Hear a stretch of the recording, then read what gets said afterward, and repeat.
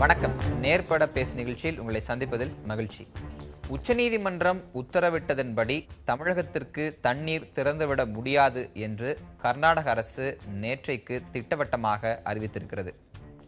நாட்டின் மிக உயரிய நீதி பரிபாலனம் வழங்கக்கூடிய உச்சநீதிமன்றத்தின் தீர்ப்பை ஒரு மாநில அரசு வெளிப்படையாக மறுத்திருக்கிறது. அனைத்து கட்சி கூட்டத்தில் அங்கு எடுக்கப்பட்ட முடிவு, அதன் பின் நடந்த அமைச்சரவை கூட்டத்திலும் அதுபோன்ற ஒரு முடிவு எடுக்கப்பட்டு அந்த மாநிலத்தின் முதலமைச்சரே இந்த அறிவிப்பை அறிவித்திருக்கிறார். பொதுவாக உச்சநீதிமன்றத்தின் தீர்ப்புகளை மறுத்து மேல்முறையீடு, மறுசீராய்வு போன்றவைதான் தொடர்ச்சியாக மேற்கொள்ளப்படும். ஆனால் இது போன்ற ஒரு முக்கியமான காலகட்டத்தில் மிகவும் பதட்டமாக, உணர்வுபூர்வமாக காவிரி விவகாரம் 2 மாநிலங்களால் அணுகப்படக்கூடிய ஒரு சூழலில் ஒரு மாநில அரசே உச்சநீதிமன்றத்தின் தீர்ப்பை ஏற்க முடியாது என்று சொல்வதை எப்படி பார்ப்பது? தண்ணீர் வழங்க வேண்டிய ஒரு அரசு இப்படி ஒரு நடவடிக்கையை எடுக்கும்போது தண்ணீர் பெற வேண்டிய அரசு என்ன மாதிரியான எதிர்வினையை ஆற்ற வேண்டும்? 2 மாநிலங்களுக்குள் இருக்கக்கூடிய இந்த பதட்டமான சூழலை தணிக்க மத்திய அரசு என்ன செய்ய வேண்டும்? உச்சநீதிமன்றத்தின் தீர்ப்பில் காவிரி மேலாண்மை வாரியத்தை 4 வாரத்திற்குள் அமைக்க வேண்டும் என்று உத்தரவிட்டிருப்பது குறித்த மத்திய அரசின் அடுத்த கட்ட நகர்வுகள் என்ன என்பது குறித்தெல்லாம் இன்றைய நேர்பட பேச அமர்வில் நாம் விவாதிக்க இருக்கிறோம். நம்மோடு இந்த அமர்வில் அனைத்திந்திய அண்ணா திராவிட முன்னேற்ற கழகத்தைச் சேர்ந்த திரு கௌரிசங்கர், பாரதிய ஜனதா கட்சியைச் சேர்ந்த திரு நாராயணன் ஆகியோர் நமது சென்னை அரங்கத்திலிருந்து பங்கேற்கிறார்கள். அதே போன்று தனது இல்லத்திலிருந்து பங்கேற்கிறார் மூத்த வழக்கறிஞர் திரு KM விஜயன். டெல்லியில் உள்ள நமது அரங்கத்திலிருந்து பங்கேற்கிறார் நீரியல் வல்லுநர் திரு AC காமராஜ். இவர்களை இந்த விவாதத்திற்கு வரவேற்று விவாதத்தை தொடங்குகிறேன். திரு கௌரிசங்கர், உங்களிடமிருந்து நான் தொடங்கணும்னு நினைக்கிறேன். எதிர்வினை அப்படிங்கிறது சட்ட ரீதியான எதிர்வினை நாம் எதிர்பார்த்திருக்கக்கூடிய சூழல். எதிர்வினை ஆற்றியே ஆக வேண்டும் அப்படிங்கிற ஒரு நிலை. ஏன்னா உச்சநீதிமன்றம் தான் நம்மளுடைய இறுதி நம்பிக்கையாக இருந்தது. அதில் ஒரு வெற்றிகரமான தீர்ப்பு, தண்ணீர் அந்த அளவு போதவில்லை என்றாலும் ஓரளவுக்கு வெற்றிகரமான தீர்ப்பு இந்த மாநிலத்திற்கு கிடைத்திருக்கிறது. ஆனால் அதை அமல்படுத்த முடியாதுன்னு ஒரு அரசே அங்கு அறிவிக்கும் போது அந்த அளவிற்கான எதிர்வினை தமிழக அரசிடமிருந்து வரலன்னு சொல்றாங்களே, என்ன மாதிரியான எதிர்வினையை நீங்கள் ஆற்றி இருக்க வேண்டும்? எதை ஆற்றி தவறி இருக்கிறீர்கள்? தமிழக அரசு எல்லாம் சரியா பண்ணிட்டு இருக்கு. கர்நாடக அரசு இதுக்கு எதிர்ப்பு தெரிவிக்குது அப்படின்னு சொன்னா, கர்நாடக அரசு என்று சொல்வதை காட்டிலும் காங்கிரஸ் கட்சி, கர்நாடகாவில் இருக்கக்கூடிய காங்கிரஸ் பேர் இயக்கம், அவங்க தான் இது இருக்கிறாங்க. காங்கிரஸ் கட்சி இங்கே தமிழர்களை மதிப்பதில்லை, தமிழர்களுக்கு உதவுவதில்லை, தமிழர்கள் வாழ வேண்டும் என்று விரும்புவதில்லை. இங்கே கர்நாடகா மட்டும் இல்லை, கேரளாவில் முல்லை பெரியாரை பற்றி என்ன சொன்னாங்க? 142 அடி விடமாட்டோம். உம்மன் சாண்டி சொன்ன ஸ்டேட்மெண்ட் உங்களுக்கு ஞாபகம் இருக்காருன்னு தெரியல. நாங்கள் மேலே அணையை கட்டுவோம், முல்லை பெரியாரை உடைத்து நொறுக்குவோம் சொன்னார். ஒரு முதல்வராக இருந்தவர் பேசுகின்ற பேச்சா இது? இது காரணம் என்னவென்று சொன்னால், தமிழகத்தில் இருக்கக்கூடிய விவசாயிகளை, தமிழகத்தின் விவசாயிகளை அழிப்பதை, தமிழர்கள் மீது எந்த விதமான பாசமும் பற்றுதலும் இல்லாதவர்கள். கர்நாடகாவில் இருக்கிறவர்கள் மட்டும்தான் இந்தியர்களா? தமிழ்நாட்டில் இருக்கிற தமிழர் இந்தியர் இல்லையா? பெரிய தேசிய ஒருமைப்பாடு அது இதெல்லாம் பேசுறாங்களே, வாய்களியே பேசுதே காங்கிரஸ் கட்சி. இது ஏன் இப்படி பண்றாங்க? சோனியா காந்தியும் ராகுல் காந்தியும் இது குறித்து இதுவரைக்கும் வாயை திறந்து இருக்கிறார்களா? வாயை திறக்கவே இல்லை. அப்படின்னா என்ன அர்த்தம்? தமிழர்களை, தமிழ் மக்களை, தமிழ் விவசாயிகளை காங்கிரஸ் புறந்தள்ளுகின்ற காரணத்தினால்தான் இந்த நிலைமை ஏற்படும். அங்க இருக்கக்கூடிய காங்கிரஸ் அரசு, அதனுடைய முதலமைச்சர் மீது நீங்க வைக்கக்கூடிய குற்றச்சாட்டுகளை புரிந்து கொள்ள முடிகிறது. ஆனா அங்க ஒரு அனைத்து கட்சி கூட்டம் கூட்டப்படுது. அந்த அனைத்து கட்சி கூட்டத்திலும் தண்ணீர் திறக்க கூடாது அப்படிங்கிற விஷயம் வலியுறுத்தி, அனைத்து கட்சியும் சொல்லாதீங்க, அனைத்து கட்சியும் சொல்லுங்க. பாரதிய ஜனதா கலந்து கொள்ளவில்லை. அனைத்து கட்சி கூட்டத்தில் கலந்துக்கல. ஆனா தண்ணீர் திறந்து விட கூடாதுங்கிறது அவங்க நிலைப்பாடு. தண்ணீர் திறந்து விடணும் பாரதிய ஜனதா கட்சி சொல்ல. பாரதிய ஜனதா கட்சி மட்டுமல்ல, அங்க இருக்கக்கூடிய மதச்சார்பற்ற ஜனதாதள கட்சியா இருக்கட்டும், இல்ல பிற இயக்கங்களா இருக்கட்டும், அங்க தண்ணீர் திறந்து விட கூடாது அப்படிங்கிறது ஒட்டுமொத்த அரசியல் கட்சிகளுடைய எண்ணமாக இருக்கிறது. தண்ணீர் வேண்டும் என்பது இங்க இருக்கக்கூடிய ஒட்டுமொத்த அரசியல் கட்சிகள், விவசாயிகளுடைய எண்ணமாக இருக்கிறது. நீங்க இப்படி ஒரு எதிர்வினை வந்தபோது குறைந்தபட்சம் ஒரு அறிக்கையோ, ஒரு ஸ்டேட்மெண்ட்டோ, ஒரு தலைமைச் செயலாளரிடமிருந்தோ, முதலமைச்சரிடமிருந்தோ, யாரிடமிருந்தும் வரல அப்படின்னா அது எப்படி புரிந்து கொள்வது? இது வேடிக்கையா இருக்கு. அதாவது மக்களுக்கு எல்லாம் தெரியுங்க எந்த அளவுக்கு புரட்சி தலைவி அம்மா அவர்கள் இதற்காக பாடுபடுகிறார்கள். இந்த ஜீவோ வாங்குறதுக்கு அம்மா பட்ட பாடு என்னங்கிறது மக்களுக்கு தெரியும். இந்த ஜீவோ வாங்கும் போது இந்த ஜீவோ பெற்றதுடனே 19ஆம் தேதி பிப்ரவரி 2013 வாங்கினோடனே புரட்சித் தலைவர் அம்மா அவர்கள் சொல்கிறார்கள், நான் பாராளுமன்ற உறுப்பினராக இருந்திருக்கிறேன், எதிர்க்கட்சி தலைவராக இருந்திருக்கிறேன், பல முறை தமிழகத்தின் முதல்வராக இருந்திருக்கிறேன், தொடர்ந்து அண்ணா திராவிட முன்னேற்ற கழகத்தின் பொதுச் செயலாளராக இருந்திருக்கிறேன். அப்போதெல்லாம் நான் அடையாத சந்தோஷத்தை இந்த ஜீவோ பெற்றதினால் சந்தோஷம் அடைகிறேன் அப்படின்னு அவங்க சொன்னாங்க. இந்த வெற்றி என்னுடைய வெற்றி அல்ல, அது அம்மாவினுடைய வெற்றி அல்ல, இந்த வெற்றி டெல்டா மக்களின் விவசாயிகளினுடைய வெற்றி. அவர்களுக்கே நான் அந்த அளவுக்கு அம்மா பாடுபடுறாங்கிறது விவசாயிகளுக்கு தெரியும், மக்களுக்கு தெரியும். நடுவர்மன்ற தீர்ப்பை அரசு வெளியிட்ட முயற்சியோ, முல்லை பெரியாறு அணை நீர்மட்டத்தை உயர்த்திய முயற்சியோ, இது போன்ற எந்த தமிழக அரசின் முயற்சியிலும் யாரும் விமர்சிக்கவே இல்லை. ஆனால் கேள்வி ரொம்ப எளிதானது. ரொம்ப நம்ம கன்ஃபைன் பண்ணி இன்றைய பிரச்சனைக்குள்ள பேசலாம்னு நினைக்கிறேன். இன்றைய பிரச்சனை தண்ணீர் தேவை. சம்பா நடக்குமா நடக்காதான்ற கேள்வியில பெரும்பான்மை விவசாயிகள் நடக்காதுன்ற முடிவுக்கு வந்துட்டாங்கன்னா இப்ப திறந்திருக்கக்கூடிய நீரே போதாது, இப்ப கிட்டத்தட்ட அவங்க தண்ணீரை நிறுத்தி விட்டார்கள் தான் அங்கிருந்து செய்திகள் வந்து கொண்டே இருக்கின்றன. அப்படி ஒரு சூழல்ல ஒரு அரசு திட்டமிட்டு ஒரு விஷயத்தை சொல்றது, ஒரு முதலமைச்சர் சொல்கிறார், வேறு யாருமே அங்க சொல்ல, ஒரு முதலமைச்சர் நேரடியாக நாங்க தண்ணீர் திறந்துட முடியாது, உச்சநீதிமன்றத்தின் தீர்ப்பு ஏற்க முடியாதுன்னு சொல்லும் போது நம் முதலமைச்சரிடமிருந்து குறைந்தபட்சம் ஒரு அனைத்து கட்சி கூட்டத்தை கூட்டி தங்கள் எதிர்ப்பை பதிவு செய்வது, இல்ல முதலமைச்சராகவே பிரதமருக்கு கடிதம் எழுதுவது, இல்ல எதிர்ப்பை சொல்லுவதுங்கிற நிலைப்பாடை ஏன் எடுக்கவில்லைங்கிற தேவையே இல்லை. இந்த அனைத்து கட்சி கூட்டம்லாம் இப்ப தேவையில்லைங்க. உச்ச நீதிமன்றம் அற்புதமாக நம்மளுக்கு ஜட்ஜ்மெண்ட் கொடுத்திருக்கு. இந்த தமிழகமே தீபக் மிஸ்ரா அவர்களுக்கும் யு லலித் அவர்களுக்கும் நன்றி சொல்ல கடமைப்பட்டிருக்கிறோம். அருமையான ஜட்ஜ்மெண்ட் கொடுத்திருக்கிறாங்க. 4 வாரத்தில் மேனேஜ்மெண்ட் கமிட்டி அமைக்க வேண்டும், 3000 கன அடி விடணும்னு சூப்பர்வைசரி கமிட்டி சொன்னதை அதை ரத்து பண்ணிட்டு 6000 கன அடி கொடுக்கணும்னு சொல்லி இருக்கிறாங்க. உச்ச நீதிமன்றத்தில் இந்த ஆணைகள் பெறுவது யாரு? இந்த ஆணைகள் இந்த உச்ச நீதிமன்றத்தில் இந்த ஜட்ஜ்மெண்ட் வாங்கினது யாருங்க? புரட்சித் தலைவர் அம்மா அவர்கள். ஒண்ணு வேலை செய்யலைன்னு எப்படி சொல்றாங்க? ஆல் பார்ட்டி மீட்டிங் நடத்தி ரொம்ப போனோம்னா 4 மேரி பிஸ்கெட்டையும் 4-5 முந்திரி பருப்பி சாப்பிட்டுட்டு போயிட்டே இருப்பாங்க. அதுல பலன் எதுவும் கிடைக்காது. அவங்க கர்நாடக கவர்மெண்ட் பத்தி திட்டி பேசலாம், அல்லது இங்க தமிழ்நாட்டு அரசை பத்தி திட்டி பேசலாம், அதனால பலன் கிடைக்காது. கூட்டத்தை ஏற்கனமா ஏற்க வேண்டாமாங்கிறது அரசுடைய முடிவு. அதற்காக அரசியல் கட்சிகளுடைய செயல்பாட்டை நீங்க ஒரு மேரி பிஸ்கட்லயும் முந்திரி பருப்புலையும் சுருக்க வேண்டாம். இது போன்ற ஒரு மேடையில் எந்த விதமான பயனும் இல்லைன்னு சொல்ல வர, வேற எந்த விதமான பயனும் இல்லை. எந்த விதமான பயனும் இல்லை. பயன் பெறுவது என்பது இப்பொழுது சுப்ரீம் கோர்ட்ல ஜட்ஜ்மெண்ட் வாங்கி இருக்கமே, இதற்காக பாடுபட்ட புரட்சித் தலைவர் அம்மா அவர்களை வாழ்த்துங்கள். இதற்காக நாள்பூரம் தன்னுடைய தவ வாழ்க்கை வாழ்கிறேன் என்று சொன்னார்களே, இதற்காகத்தான். அதுக்காக நீங்க வாழ்த்து சொல்லுங்க. இன்னும் ஒண்ணு செய்யலைங்கிறது தயவு செய்து சொல்லாதீங்க.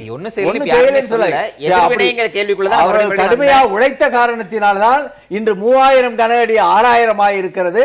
இது 2013 மேனேஜ்மெண்ட் கமிட்டி போடுங்கன்னு சொன்னது 3 ஆண்டுகளாக போடாமல், ஈவன் திரு மோடி அவர்கள் பிரதமரானதற்கு பிறகு 2 முறை அம்மா போய் நேரடியாக சொல்லியிருக்காங்க, வரல. இப்ப 4 வாரத்தில் மேனேஜ்மெண்ட் கமிட்டி போட வேண்டும் என்று சொல்லி இருக்கிறார்கள், போட போறாங்க. இனிமே காவேரி கர்நாடக கையில இல்ல, காவேரி மேனேஜ்மெண்ட் கமிட்டியிடம் இருக்கிறது. தண்ணியை திற என்று சொன்னால் திறப்பார்கள், மூடு என்றால் மூடுவார்கள். அதனால மக்கள் சுபிச்ச விவசாயிகள் சந்தோஷப்படுவார்கள். நம்ம பேசலாம். கர்நாடக முதலமைச்சருடைய இந்த நிலைப்பாடு 2 வகையில் பார்க்கலாம். ஒன்று, அரசியல் ரீதியாக அங்க இருக்கக்கூடிய நெருக்கடி, அந்த மக்கள் மத்தியில் இது உணர்வுபூர்வமான போராட்டமாக மாறி இருப்பதால் இப்ப பால ரொம்ப அழகா மத்திய அரசினுடைய கோர்ட்டுக்கு தள்ளிட்டாங்க, இப்ப எங்கள் கையில் ஒன்றும் இல்லை, மத்திய அரசு மேலாண்மை வாரியத்தை அமைக்க போகிறது அப்படிங்கிற யுக்தி இங்கு பயன்பட்டிருக்கு அப்படின்னு பார்க்கலாமா? இல்ல, காவிரி மேலாண்மை வாரியத்தை பொறுத்தவரையில ஒரு தவறான புரிதல் இதனால் வரையில மக்கள்கிட்ட இருந்துகிட்டு இருந்துச்சு. ஒரு சில அரசியல் கட்சிகள் கூட அதிமுக நீங்களாக தமிழகத்தில் தொடர்ந்து காவிரி மேலாண்மை வாரியத்தை பாஜக அரசு அமைக்கவில்லை என்பது போன்ற ஒரு குற்றச்சாட்டை சொல்லிக் கொண்டிருந்தனர். டிசம்பர் 3, 2013 அதனுடைய தீர்ப்பு நாம் ஏற்கனவே பலமுறை விவாதிச்சிருக்கிறோம். அதில் மிக தெளிவாக நீங்கள் அவசரப்படாதீர்கள் என்று சொல்லி இந்த மனுவை, அதாவது அன்றைக்கு தமிழக அரசு கொடுத்த மனு என்னவென்றால் காவிரி மேலாண்மை வாரியத்தை உடனடியாக அமைக்க வேண்டும் என்று. அன்னைக்கு வந்த தீர்ப்பில் ஏற்கனவே இருக்கக்கூடிய அந்த 4 சிவில் அப்பீலோட சேர்த்து விசாரிப்போம், அது வரையிலும் அடாக் பாடியா இந்த காவிரி மேற்பார்வை குழு இதை பார்க்கும்னு சொல்லி தான் அது ஒரு தீர்ப்பாக அன்றைக்கு வந்தது. ஆனால் அதுக்கு தடை இல்லை அப்படின்லாம் பேசிக்கிட்டு இருந்தான். ஆனால் இப்பொழுது வந்திருக்கக்கூடிய இந்த தீர்ப்பின் அடிப்படையை நம்ம பார்க்கணும்னு சொன்னா 17வது பக்கத்துல நேற்று வந்த தீர்ப்புல 17வது பக்கத்துல மிக தெளிவா அந்த ஜட்ஜ்மெண்ட்ல இந்த அதாவது சரியாக சொல்ல வேண்டும் என்று சொன்னால் கர்நாடக அரசு அந்த வழக்கறிஞர் மூலமாக தன்னுடைய தலையில அந்த ஒரு கொல்லிக்கட்டை எடுத்து அவங்களே சொரிஞ்சுக்கிட்டு இருக்கிறாங்கன்ற மாதிரி தான் அர்த்தமாகுது. ஏன்னா அந்த நேற்றைய கோர்ட்டில் தெளிவா சொல்றாங்க, இந்த புரோட்டம் அரேஞ்ச்மெண்ட் நீங்க கொடுக்க கூடாது, இது சூப்பர்வைசரி கமிட்டி சரி கிடையாது, இந்த வழக்கு இதுல இருக்கும்பொழுது நீங்க நடுவில் ஏன் தீர்ப்பு சொல்றீங்கன்னு சொல்லிட்டு the court cannot make an interim arrangement in case of this nature, procrastination would not be apt, we have reason to say so னு சொல்லிட்டு இதற்கு சரியான தீர்வாக இந்த அப்போ கேட்கறாங்க என்னன்னு, ஏன் நீங்க காவேரி மேலாண்மை வாரியத்தை அமைக்கலன்னு அந்த இவங்களை கேட்ட போது இல்ல டிசம்பர் 3, 2013 விஷயம் இருக்குன்னு சொன்னதுனால இன்றைக்கு இருக்கக்கூடிய சூழ்நிலையில இரு மாநிலங்களுமே இந்த மேற்பார்வை குழுவை ஏற்றுக்கொள்ள மறுக்கிறது.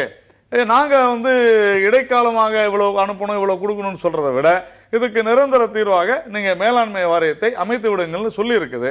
உறுதியாக நம்முடைய அரசாங்கம் மத்திய அரசு காவிரி மேலாண்மை வாரியத்தை அமைத்தே தீரும். ஏன்னா அதாவது அவசரம் இல்லை என்று சொன்னதனால் உச்சநீதிமன்றத்தை மதித்து அவசரப்படவில்லை, அந்த காவேரி மேற்பார்வை குழு இருந்தது. ஆனால் இன்றைக்கு இரு மாநில அரசுகளும் அந்த வழக்கறிஞர் கர்நாடக அரசுடைய வழக்கறிஞர் நாரிமன் அவர்கள் சொல்லி இருக்கக்கூடிய ரொம்ப வெகமெண்டா நாரிமன் இதை சுட்டி காமிச்சிருக்காருன்னு சொல்லுது அந்த ஜட்ஜ்மெண்ட் 17வது பக்கத்துல.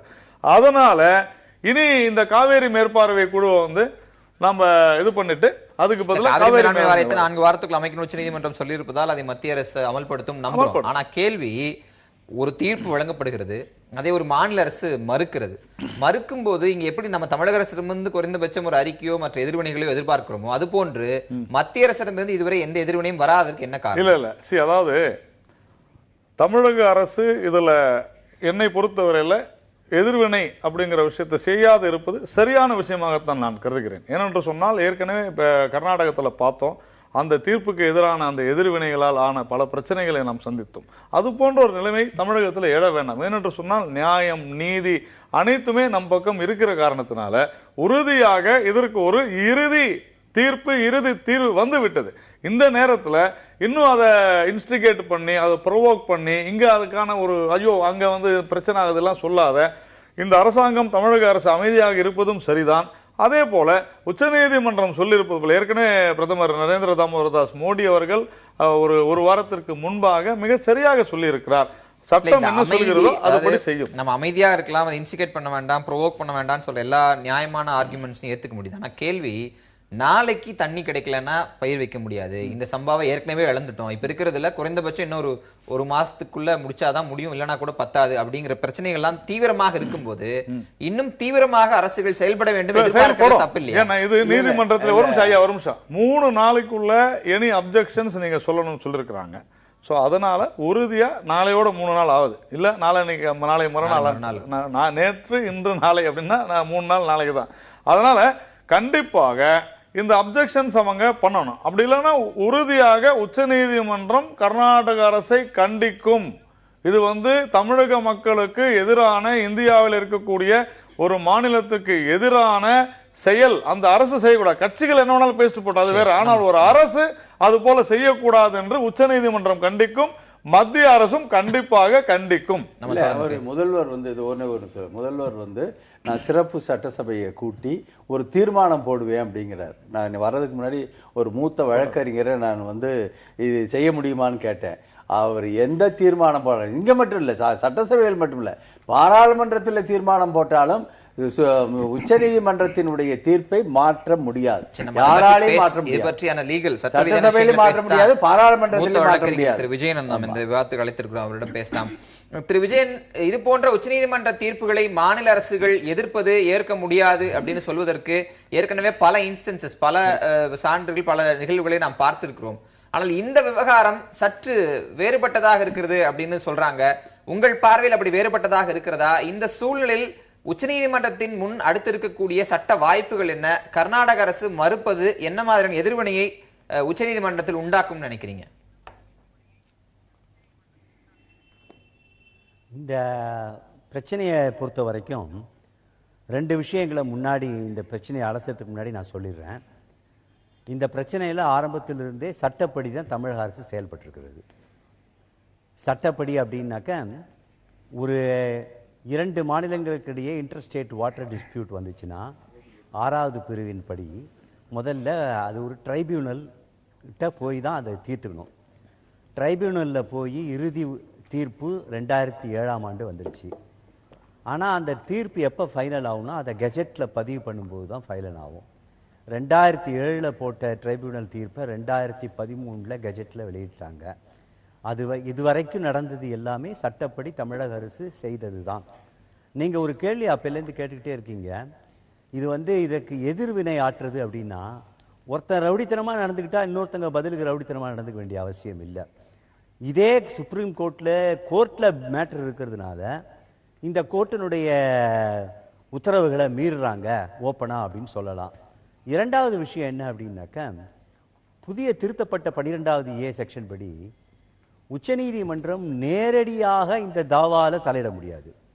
இப்போ உச்சநீதிமன்றம் செஞ்சது என்னன்னா, ஏற்கனவே வழங்கிய தீர்ப்பை அமுல்படுத்தாமல் இருக்கும் பொழுது ஃபெயிலியர் டு எக்ஸசைஸ் ஜூரிஸ்டிக்ஷன், அமுல்படுத்தாத ஒரு தீர்ப்பை அமுல்படுத்துவதற்காக ஒரு உத்தரவு கொடுத்தாங்க. இந்த அமுல்படுத்துற பொழுது இது ஒவ்வொரு நாளும் ஒருத்தங்க என்கிட்ட தண்ணி இருக்கு இல்லைன்னு சொல்லிட்டு இருக்கக்கூடாதுங்கிறதுக்காக இப்போ இருக்கிற ஒரு டெம்பரரி அட்ஹாக் கமிட்டிக்கு பதிலாக ஒரு நிரந்தர போர்டு ஒன்று, காவிரி ஆணையம் ஒன்று வைக்கணும் அப்படின்னு ஒன்று சொல்லியிருக்காங்க. ஆனால் அப்படி சொல்லிட்டா நீங்கள் கேட்டுக்கிட்டே இருக்கீங்க நாளைக்கு சம்பா உண்டா இல்லையான்னு. அந்த நாளைக்கு என்னங்கிற பிரச்சனைக்காக தான் சுப்ரீம் கோர்ட் சொல்லியிருக்காங்க 6000 கியூசெக் தண்ணியை இந்த தேதியிலேருந்து இந்த தேதிக்குள்ளே விடணும் அப்படின்னு சொல்லி. இதெல்லாம் உச்சநீதிமன்றம் கண்டுபிடிச்ச தீர்ப்பு இல்லை. இது ட்ரைபியூனலில் இருக்கிற தீர்ப்பை உச்சநீதிமன்றம் அமுல்படுத்துவதற்கான கொடுத்த இடைக்கால தீர்ப்பு. இறுதி தீர்ப்புங்கிறது ட்ரைபியூனலுக்கு ஒண்டி தான் கொடுக்கறதுக்கு அதிகாரம் இருக்கு. ஆனால் உச்சநீதிமன்றத்தினுடைய இந்த இடைக்கால தீர்ப்பு மீறப்படுமே ஆனால், மீறப்பட்டிருக்கிறது. இப்போ மீறப்படும் பொழுது இவங்க 3 நாள் கழிச்சு தமிழக அரசு போய் அங்கே முறையிடும் பொழுது இது ஓப்பன் வயலேஷன் அப்படின்னு சொல்லுவாங்க. ஆனால் இப்போ ஓப்பன் வயலேஷன் அப்படின்னு சொன்னால் ஒரு சாதாரண ஒரு ஆஃபீஸர் கண்டெம்ப்ட் அப்படி இப்படின்னு சொன்னாக்க அது நார்மலாக டிசைர்டு ரிசல்ட் கிடைக்கும். ஆனால் ஒரு மக்களையே திருப்பி விட்டு இதை ஒரு அரசியல் ஆதாயமாக ஒரு மாநிலத்தில் இருக்கிறவங்க பண்ணியிருந்தாங்கன்னா, இப்போ சுப்ரீம் கோர்ட்டுக்கு என்ன போலீஸ் இருக்குது இதெல்லாம் செய்யறதுக்கு? அதனால் சுப்ரீம் கோர்ட்டுக்கு உள்ள ஒரு சின்ன சிக்கல் என்ன அப்படின்னா, இந்த உத்தரவை முரட்டு பிடிக்கும் ஒரு அரசோடு அமுல்படுத்துங்க அப்படின்னு கேட்டாக்க அமுல்படுத்தலைன்னா சுப்ரீம் கோர்ட்டுக்கிட்ட ஒரு போலீஸ் பவர் கிடையாது. அதில் 2வது பிரச்சனை என்ன அப்படின்னாக்கா, சுப்ரீம் கோர்ட்டை பொறுத்த வரைக்கும் இந்த கர்நாடக மாநில அரசு தவறு செய்கிறது அப்படின்னு சென்ட்ரல் கவர்மெண்ட்டுக்கு இந்த உத்தரவை எடுக்கலைன்னா state cannot be carried according to the constitution 356 இங்கேன்னு சொல்ல முடியும். அது வீரப்பன் கேஸ் வந்தபோது சொல்லியிருக்காங்க. ஆனால் 356 யூஸ் பண்ணால் அது ஒரு எமோஷ்னலாக அவங்களுக்கு சப்போர்ட் ஆட, இப்போ ரூலிங் பார்ட்டி ஏதோ மக்களுக்காக போராடுற மாதிரியும் அதில் 356 கலைச்சி மறுபடியும் ஃபுல் மெஜாரிட்டியில் வர முடியும். பாஜகவை பொறுத்த வரைக்கும் ஒரு மத்திய அரசா, நான் கட்சிக்கே போகல, இதில் மத்திய அரசினுடைய உண்மையான வேலை எப்படின்னாக்கா, 2 மாநில அரசுகளுடைய நதிநீர் பிரச்சனையை மத்திய அரசு தீர்த்து வைக்கணும் அப்படின்னுங்கிறது தான் சட்டத்தினுடைய அடிப்படை. இதே இந்த காவிரி கர்நாடகாவிலே தொடங்கி கர்நாடகாவிலே முடிஞ்சிருந்தா யாரும் அதை பற்றி கவலைப்பட போகிறதில்லை, அது மாநிலத்தினுடைய சுய பவர். ஆனால் ஒன்ஸ் அது கர்நாடகத்தில் ஆரம்பித்து கேரளா, புதுச்சேரி, அப்புறம் தமிழ்நாடு, இவங்க இருக்கிற விவசாயம் பண்ணுறவங்களுக்கெல்லாம் பாதிக்குதுங்கிறதுனால அதில் உச்சநீதிமன்றம் கொடுக்குற ஒரு தீர்ப்பை இன்னைக்கு பண்ணல அப்படின்னா இது கொஞ்சம் சற்று சிக்கலான கேள்வி. கொஞ்சம் அவங்க சொல்ல முடியும் ஏன் நீங்கள் பண்ணல அப்படின்னு. இருந்தாலும் ஒரு மாநிலத்திலேயே ஒரு ரவுடித்தனத்தை ஒரு அரசியல் கட்சியோ இல்லை அரசையே தூண்டுச்சுன்னா அதை இன்னைக்கு இருக்கிற கான்ஸ்டிடியூஷனல் செட்டப்பில் சமன்படுத்துறது கொஞ்சம் கஷ்டமான விஷயம்தான். ஆனால் இதுக்கு நம்ம ஒரு மாற்று வழி கண்டுபிடிச்சே ஆகணும் உச்சநீதிமன்றத்தில். என்னை பொறுத்த வரைக்கும் இதுக்கு காம்பன்சேட்டரியா டேமேஜஸ் இல்ல நான் சொல்ல அந்த புள்ளிக்கு தான் நீங்களும் வந்திருக்கீங்க நம்புறேன். எதிர்வினை என்பது அங்க இருக்கக்கூடிய வன்முறைகள் போன்ற வன்முறைகள் நிகழ வேண்டும் அப்படின்னு நானும் குறிப்பிட்டு கேட்கல. நான் கேட்டது அங்கு ஒரு முதலமைச்சர் அதை அறிவிக்கும் போது ஒரு வகையான பதட்டமும் ஒரு நம்பிக்கையின்மும் இங்க இருக்கக்கூடிய மக்களுக்கு ஏற்படுது.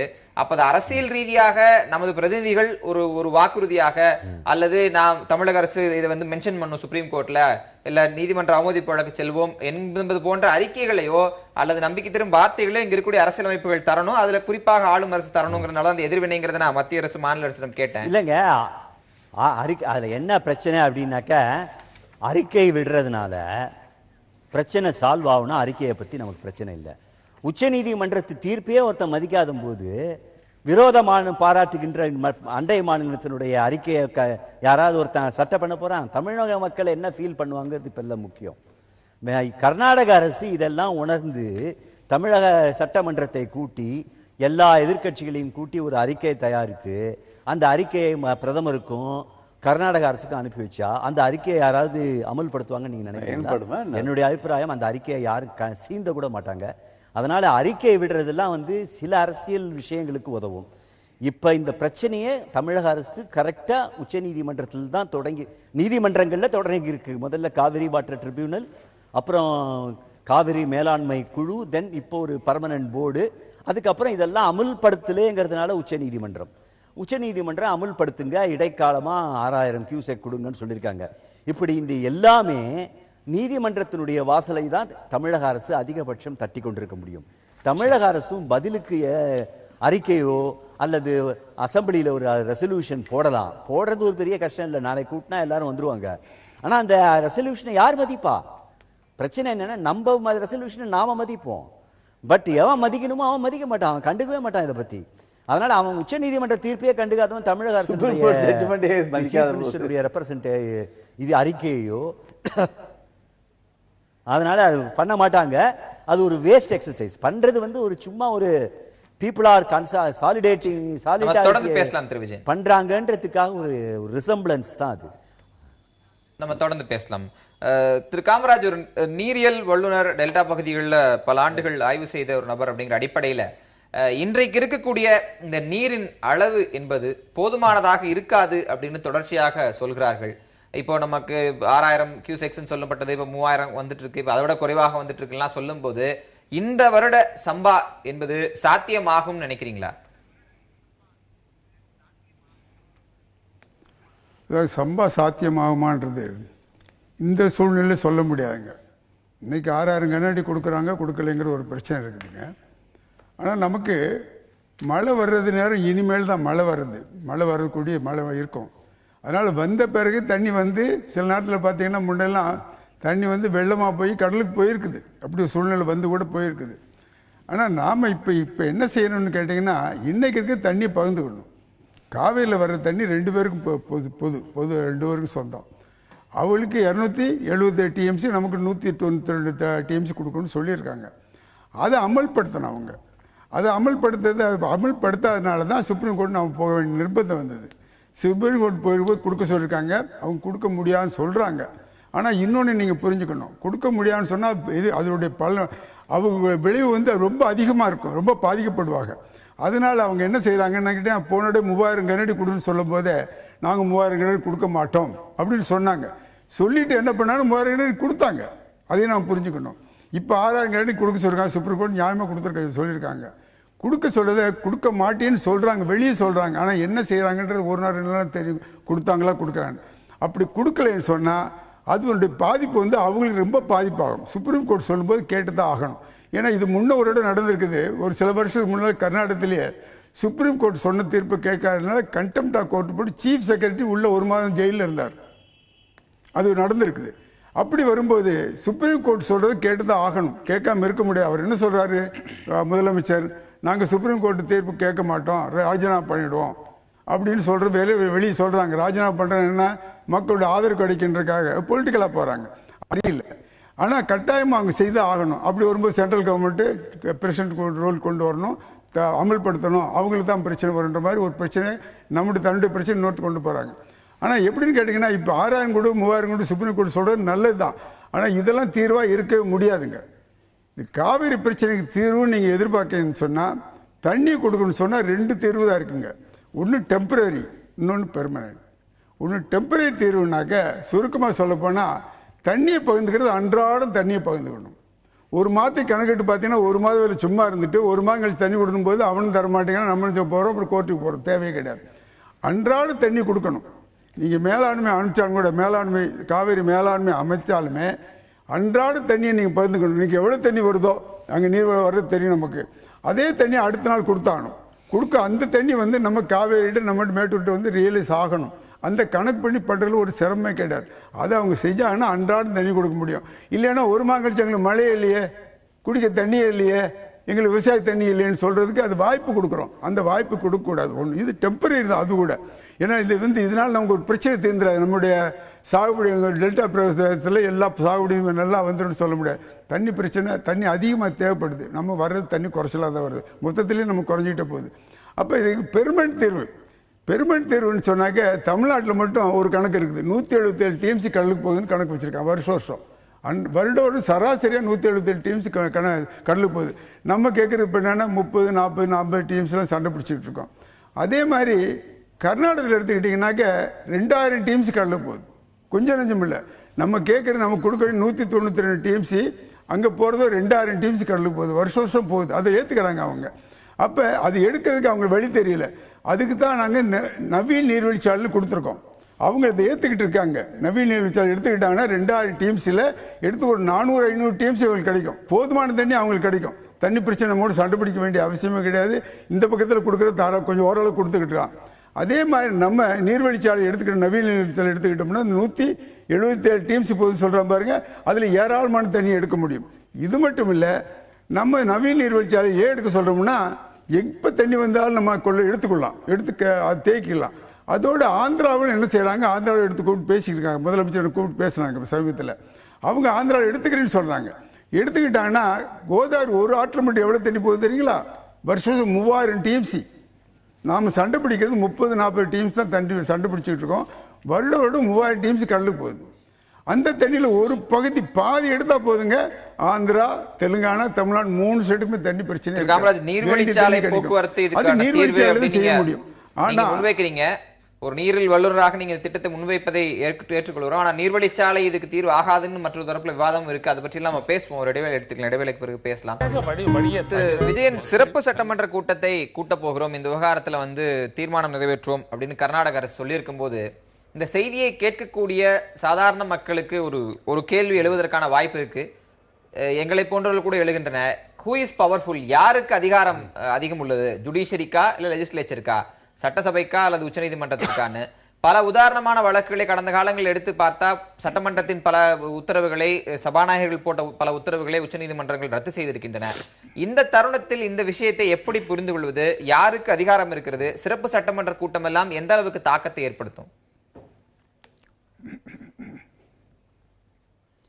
தியரட்டிக்கலாக பார்த்தாக்க ஜுடிஷியல் ரிவ்யூ அப்படிங்கிற பவர் தான் ஹையஸ்ட். அதனால ஒரு விஷயம் சட்டப்படி சட்டத்தின் ஆட்சி நடக்கிறதா ஒரு குறிப்பிட்ட விஷயத்தில் என்பதை இறுதி தீர்ப்பு அம்பையர் விசில் ஊதுற ஒரு விஷயம் உச்ச நீதிமன்றத்துக்கு தான் இருக்குது. அது தியரட்டிக்கல். ஆனால் சில நேரங்களில் சில தீர்ப்புகளை நான் மதிக்க மாட்டேன், ஓடி போவேன் அப்படின்னு ஒரு பலம் பொருந்திய தனிநபரோ இல்லை ஒரு மாநிலத்தினுடைய கட்சியோ இல்லை ஒட்டுமொத்தமாக சேர்ந்துக்கிட்டு பண்ணாங்கன்னா அப்போ வந்து பொலிட்டிக்கல் பவர் வந்து பல நேரங்களில் ரூல் ஆஃப் லா, சட்டத்தின் ஆட்சியை மதிக்காமல் தான் இருக்காங்க. பொலிட்டிக்கல் பவர்லாம் வந்து சட்டத்தின் ஆட்சியை மதிப்பதற்கான ஒரு வலுக்கட்டாயம் ஏற்பட்டு, இது எல்லா மாநிலங்களுக்கும் சொல்கிறேன், நான் ஒரு மாநிலத்துக்கு சொல்ல, ஏற்பட்டாலே ஒழிய இது போன்ற விஷயங்களை நாம் ஒரு ரெசல்யூஷன் பாஸ் பண்ணுறதுனால சால்வ் பண்ண முடியாது. ஆனால் இப்போ ரெசல்யூஷன் போட்டாக்க அட்லீஸ்ட் ரெசல்யூஷன் போட்டதில் யாரெல்லாம் பங்கேற்றாங்களோ ஒரு தடவையாவது ஹார்ஷாக இவங்களுக்கெல்லாம் ஒரு வாரம் தண்டனைன்னு கொடுக்கலான்னு அவர் சொல்லிட்டு இருந்தார். ஆனால் அந்த ஒரு வாரம் தண்டனை கொடுத்தா கூட நான் வந்து வெற்றி கொடி நாட்டுற மாதிரி நான் போயிட்டு வரேன் அப்படின்னு சொல்லி திரும்பி வந்து அதை வந்து இன்னும் கொஞ்சம் அவனுடைய பொலிட்டிக்கல் அட்வான்டேஜ் ஆர் மைலேஜுக்கு தான் யூஸ் பண்ணுவான் எந்த கட்சிக்காரனாக இருந்தாலும். அதனால் என்னுடைய கருத்து என்ன அப்படின்னாக்கா, நாட்டுக்கு நல்லது நடக்கணும் அப்படின்னா சட்டத்தின் ஆட்சி நடக்கணும். சட்டத்தின் ஆட்சி நடக்கணும்னா சட்டத்தின் ஆட்சி நடக்கிறதா இல்லையா என்பதை கேள்வி திருத்தும் கொஸ்டின் பேப்பரை திருத்துற உச்ச நீதிமன்றத்துக்கு தான் அதிகமாக இருக்கணும். ஆனால் பல நேரம் பல இடங்களில் நீங்கள் பீகார்லாம் கேள்விப்பட்டிருப்பீங்க, இந்த காப்பி அடிக்கிறவன் பிட்டு அடிக்கிறவன்லாம் அந்த இன்வெஸ்டிகேட்டரை மிரட்டிட்டு கத்தியால் குத்துவேன்னு சொல்லிட்டு அவன் பாட்டு காப்பி அடிச்சுட்டு போயிட்டு தான் இருக்கான். அதெல்லாம் நம்ம சால்வ் பண்ணணும்னா கண்டிப்பாக உச்சநீதிமன்றத்துக்கு தான் பவர் இருக்கணும். ஆனால் இந்த பிரச்சனையை உச்சநீதிமன்றம் எப்படி சால்வ் பண்ண போகிறாங்கிறது நம்ம வேடிக்கை பார்ப்போம். இது கண்டிப்பாக சால்வ் பண்ணணும். இல்லாட்டி என்ன ஆகிடும், இப்படியே பிரிஞ்சு இப்போ இந்தியாவில் வந்து எல்லா மாநிலங்களிலும் எல்லா மாநிலத்து மக்களும் right to carry on trade profession எல்லாம் இருக்குது, போயிட்டுருக்காங்க. கர்நாடகாவில் நம்ம ஊர்காரங்களே நிறையா பேர் இருக்காங்க, ஐடி இண்டஸ்ட்ரியிலையோ வேற எங்கேயோ வேலைக்கு இருக்காங்க. அதே மாதிரி கர்நாடகாக்காரங்களும் இங்கே வராங்க. அது மாதிரி ஒரு மாநிலத்திலையும் இருக்காங்க. இந்த மாதிரி ஒரு வெறுப்பு துவேஷம்லாம் ஏற்படுத்துச்சுனாக்க இது வந்து இந்தியாவினுடைய ஒருமைப்பாட்டை ரொம்ப கலைக்கும். அதனால் வேற எதுக்கு இல்லாட்டியாவது சட்டத்தின் ஆட்சியை நிலைநிறுத்துவதற்காக உச்சநீதிமன்றம் இரும்பு கரம் கொண்டு இந்த விஷயத்தை அணுக வேண்டும் என்பது எனது கருத்து. நம்ம தொடர்ந்து பேசலாம் திரு விஜயன். உச்சநீதிமன்றமே இன்னொரு ஜட்ஜ்மெண்ட் கொடுக்க வேண்டிய சூழ்நிலையை கர்நாடக அரசு ஏற்படுத்துகிறது. என்ன அடுத்த ஜட்ஜ்மெண்ட் என்னவா வரும்னு நினைக்கிறீங்க? இந்த ஆட்சியை கலைக்க வேண்டும். ஆட்சியை கலைச்சதோடு நிறுத்தக்கூடாது. 20 ஆண்டுகளுக்கு இந்த காங்கிரஸ் இந்த கர்நாடக அரசுல தேர்தலில் நிற்கக்கூடாது, தேர்தலில் போட்டியிடுவதற்கு லாயக்கில்லாத கட்சி அப்படின்னு வந்து சுப்ரீம் கோர்ட் வந்து ஜட்ஜ்மெண்ட் கொடுத்து இவங்களை கீழே இறக்குறாங்க. இதை வந்து இவங்களை திருத்த முடியாது. இல்ல, உங்க உணர்வை நான் புரிஞ்சுக்கிறேன் திரு கௌரி சங்கர். ஆனா ஒரு மிகப்பெரிய அரசியல் கட்சியின் பிரதிநிதியா நீங்க வந்திருக்கீங்க. மாநில சுயாட்சி அதிகம் பேசக்கூடிய கட்சிகள் ஒன்றான உங்கள் கட்சியில உச்சநீதிமன்றம் ஒரு தீர்ப்பை வழங்கி இருக்கிறது, நமக்கு கிடைக்க வேண்டிய நியாயமான தண்ணீர் கிடைக்கவில்லை, அது அந்த அரசு மறுக்கிறது என்பதை நாம் எதிர்க்கிறோம், கண்டிக்கிறோம் அப்படிங்கிறதெல்லாம் நாம் ஏற்றுக்கொள்வோம், ஏற்றுக்கொண்டுதான் ஆக வேண்டும், அதுதான் நியாயம். ஆனா அந்த ஆட்சியை கலைப்போம் அப்படின்னு சொல்றது ஏதோ ஒரு காலகட்டங்கள்ல ஏதோ ஒரு காலகட்டங்கள்ல நமக்கும் திரும்பி வராதா? இடஒதுக்கீடு பிரச்சனையில 69 இடஒதுக்கீடு பிரச்சனையில நாம என்ன மாதிரி உறுதியான நிலைப்பாட்டை எடுத்தோம், உச்சநீதிமன்றம் என்ன மாதிரி நிலைப்பாட்டை எடுத்ததுலாம் நம்ம கொஞ்சம் யோசிச்சு பார்க்கணும். இல்ல கேளுங்க, தண்ணீர் கிடைக்குது கிடைக்கல அது வேற விஷயம். ஆனால் சுப்ரீம் கோர்ட் ஜட்ஜ்மெண்ட்டை வந்து நம்ம வந்து எதிர்க்கிறது, அதை நான் ஃபாலோ பண்ண மாட்டேன், அதை நான் வந்து யாருமே நியாயப்படுத்தவே இல்லை அப்படிங்கிறது கடுமையாக தண்டிக்க வேண்டிய விஷயம். கடுமையாக தண்டிக்க வேண்டிய விஷயம். நான் சட்டசபையை கூட்டுவேன் அப்படின்னு சொல்லி மிரட்டுறதெல்லாம் வந்து அந்த கர்நாடக மக்களை ஏமாற்றுவதற்கு அவர் போடுகின்ற நாடகமே தவிர அதனால எந்த விதமான பலனும் கிடையாது. சட்டசபையில் ஒரு தீர்மானம் போட்டாரோ தீர்மானம் போடட்டும், அந்த தீர்மானம் வந்து உச்சநீதிமன்றத்தை கட்டுப்படுத்துறதுக்கு பாராளுமன்றத்திலே தீர்மானம் போட்டாலும் உச்சநீதிமன்றத்தினுடைய தீர்ப்பை கட்டுப்படுத்துவதற்கு முடியாத காரியம். அப்படிங்கும்போது எதுக்கு அப்புறம் நீங்க இந்த சம்பா விவசாயத்தை பத்தி சொன்னீங்க, அதை பற்றி அடுத்த ரவுண்ட்ல உங்கள்ட்ட நான் கேட்கிறேன், கண்டிப்பா கேட்கிறேன். திரு நாராயணன், 2 பொறுப்புகள் பாரதிய ஜனதாவை சேர்ந்தவர்களிடம் இருப்பதை பார்க்கிறோம். ஒன்று மத்தியில் ஆளக்கூடிய ஒரு அரசு, மற்றொன்று ஒரு தேசிய கட்சி கர்நாடகத்திலும் இருக்கிறது, தமிழகத்திலும் இருக்கிறது, அகில இந்திய அளவில் இருக்கும்போது இது போன்ற காலகட்டங்களில் 3 நாள் டைம் இருக்கிறதுனால நாங்கள் இது வரைக்கும் ரியாக்ட் பண்ணல அப்படின்னு நீங்க சொல்வதை ஒரு அரசாக புரிந்து கொள்ள முடிகிறது. ஆனால் ஒரு கட்சியாக பாரதிய ஜனதா கட்சியும் அங்கே தண்ணி திறந்து விடக்கூடாதுன்னு தானே சொல்றாங்க. அப்போ ஒரு அரசியல் கட்சியாக இதை நீங்கள் எப்படி புரிந்து கொள்கிறீர்கள்? இல்லை, அதாவது இது ரொம்ப சென்சிட்டிவான இஷ்யூ தான். இதில் ஏற்கனவே அங்கே இருக்கக்கூடிய பல்வேறு கட்சிகள், அது அதிமுக உட்பட விடுதலை சிறுத்தைகள் உட்பட ஒரு காலகட்டத்தில் அங்கே இருக்கக்கூடிய நிலைப்பாட்டை ஆதரித்து கொண்டு தான் இருந்தார்கள், நம்ம பார்த்துருக்கோம்.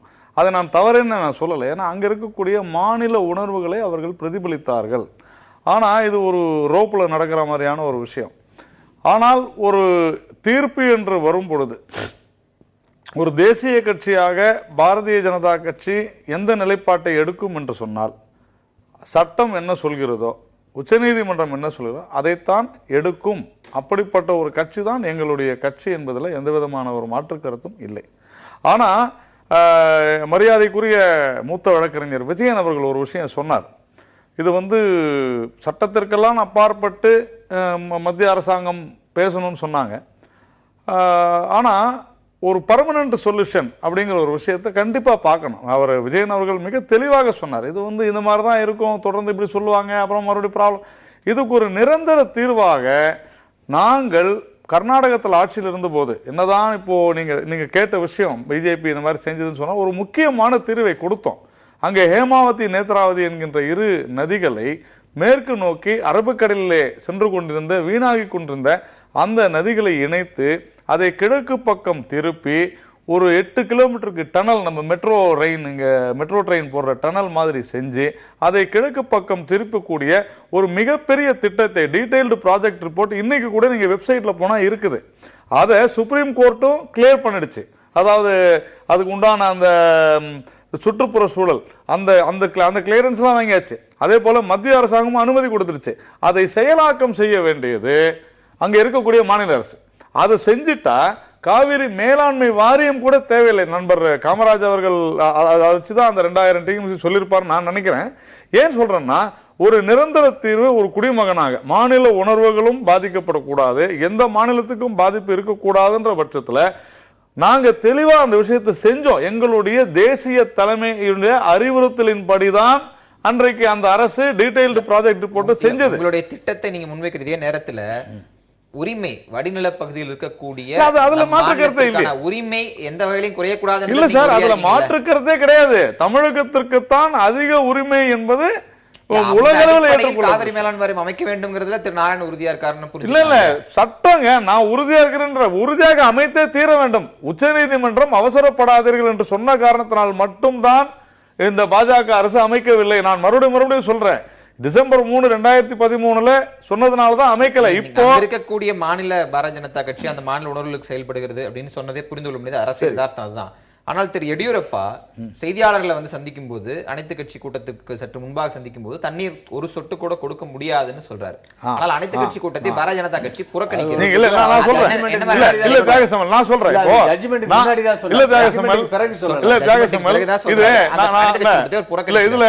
அதாவது நாம இங்கேயே ஒரு விவாதத்தில் இதை பத்தி பேசணும். என்னன்னா, அங்க அந்த மாநில அரசு தொடர்ந்து வேண்டும் என்று அபிஷியலாவே சொல்றாங்க, தண்ணியே இல்ல, குடிக்க கூட தண்ணி இல்ல அப்படின்னு சொல்லும் பொழுது அந்த வார்த்தை வருது.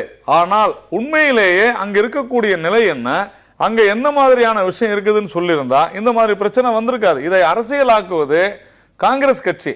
அதை அரசியலாக்கி அதுல வந்து குளிர்காய நினைக்கிறது, அது தவறு.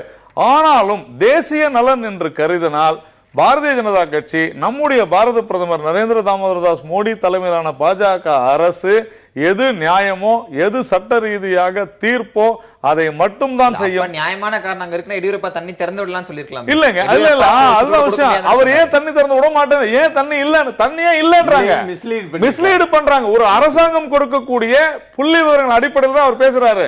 அவர் வந்து இல்ல தண்ணி நிறைய இருக்குதுன்னு எப்படி சொல்ல முடியும்? அப்படினா தண்ணீர் இருக்கிறது, இந்த அரசு வந்து கொடுக்க மறுக்கிறது இல்ல சார். அப்படி சொன்னாக்க துரோகின்பாங்க. நீங்க என்ன சார் இது அப்படி இல்ல, அப்படி சொன்னா துரோகின்பாங்க. இல்ல நாகசமல், நாம கொஞ்சம் இது விரிவா பார்க்கணும். ஆனால் இன்னைக்கு உச்சநீதிமன்ற தீர்ப்பு வந்த பிறகு இதுவரையிலும் இந்த அரசு இப்படிதான் செய்யும் யாரும் சொல்லல. ஏன்னா நம்முடைய பாரதிய ஜனதா கட்சியினுடைய மத்திய அரசு அதைத்தான் செய்யும். செட்டார் வந்து உச்சநீதிமன்ற தீர்ப்பு வந்த உடனே வந்து உச்சநீதிமன்றத்தின் தீர்ப்பை மதித்தால் நாளை கூட இருக்கிற சிறப்பு சட்டமன்ற கூட்டத்தில் பாரதிய ஜனதா கட்சியினர் கலந்துக்க மாட்டாங்க. நான் என்ன சொல்றேன் செம்மல், அவர்களுடைய உணர்வுகளை என்ன வேணாலும் பிரதிபலிச்சுட்டு போட்டோம், அதை பத்தி எல்லாம் பிரச்சனையே கிடையாது. மத்திய அரசு என்ன முடிவெடுக்கப்போ செட்டார் என்ன சொன்னாரு, உச்சநீதிமன்ற தீர்ப்பு வந்த உடனே செட்டார் என்ன சொன்னாரு, நாங்கள் உச்சநீதிமன்ற தீர்ப்பை தலைவணங்கி ஏற்கிறோம், உடனடியாக தண்ணீர் திறந்த உடனே சொன்னார். மக்கள் அங்க தோக்கடிச்சிட்டாங்க, பரவாயில்ல. ஆனா அன்னைக்கு இந்த மாதிரி அரசுல இருந்த செட்டார் பாரதிய ஜனதா கட்சி யோசனை செய்யல. அன்னைக்கு யோசனை செய்துதான் அந்த வார்த்தையை சொல்லிருக்கலாமே. சித்தராமையா மதிக்கிறேன், ஆனா கணத்தை சொல்லல. ரெண்டு ஒன்று தானே, நம்ம பேசலாம். திரு காமராஜ், நீர்வழி போக்குவரத்து இல்ல வேறு பல தீர்வுகளை நாம் தொடர்ச்சியாக முன்வைத்துக் கொண்டே இருக்கிறோம், காவிரி விவகாரத்துக்கு ஒரு நிரந்தர தீர்வு அப்படின்னு.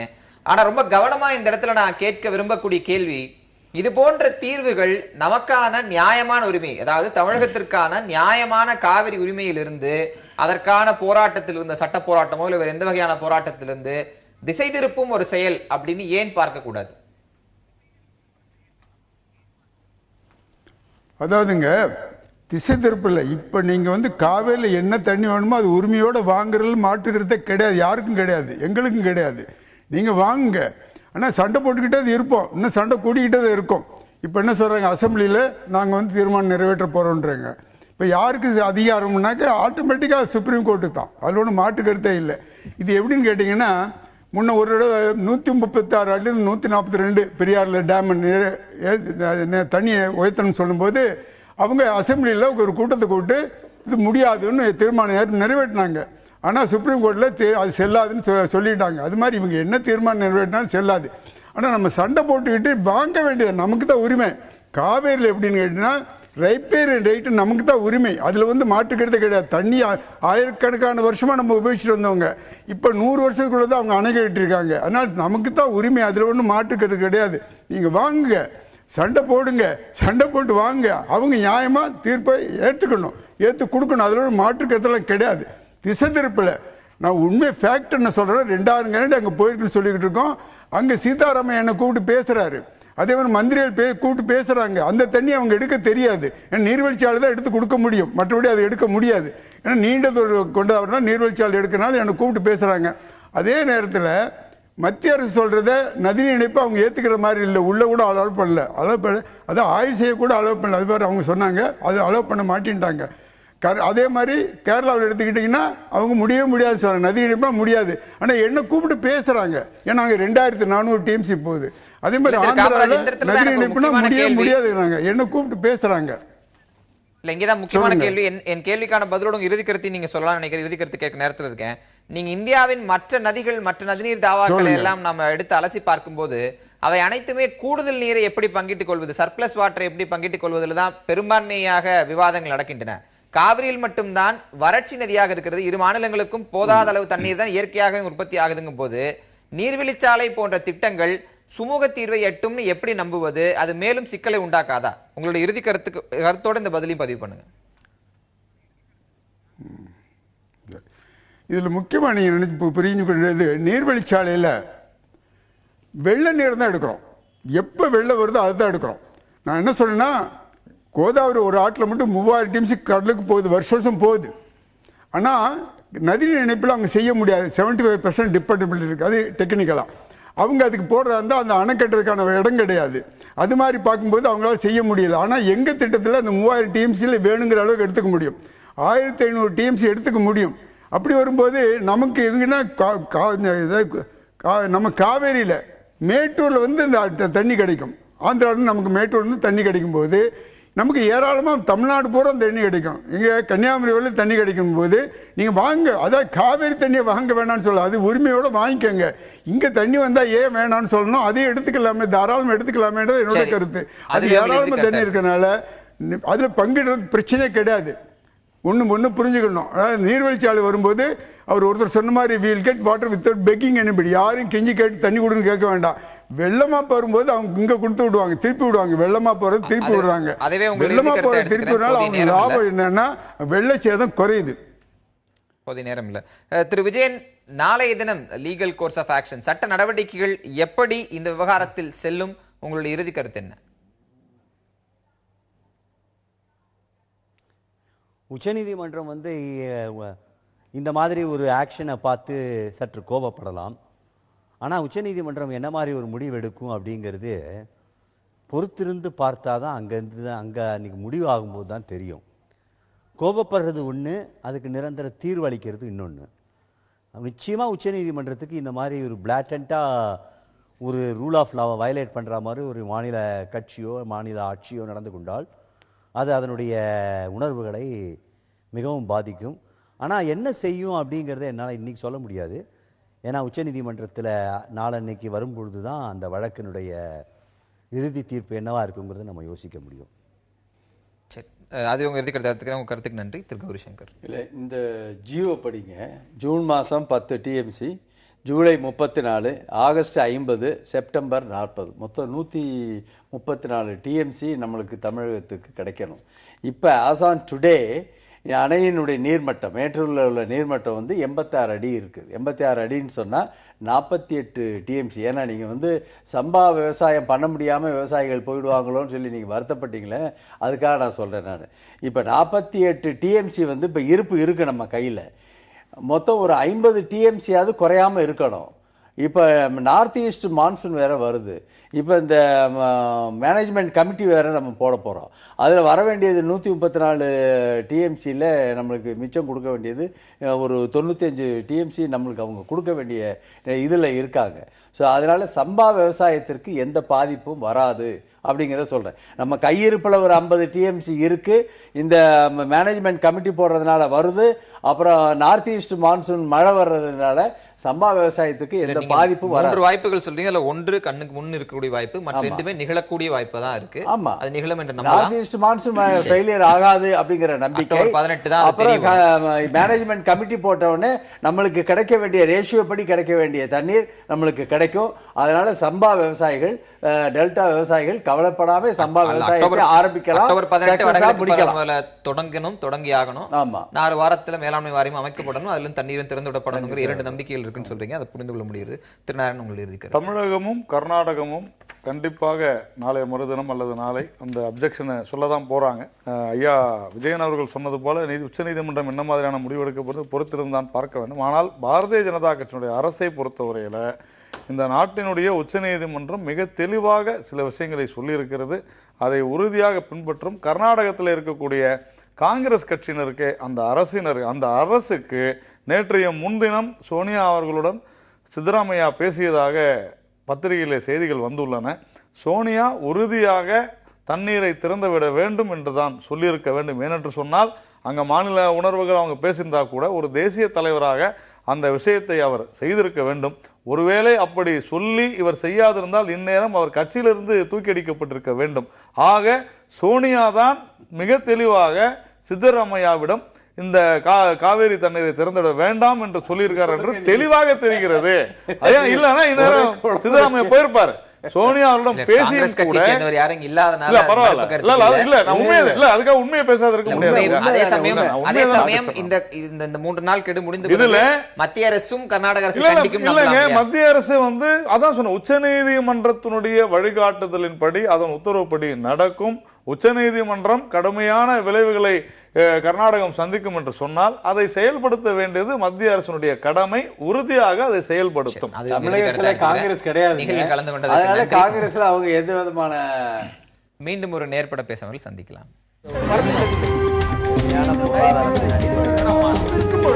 எதிர்த்து பேசி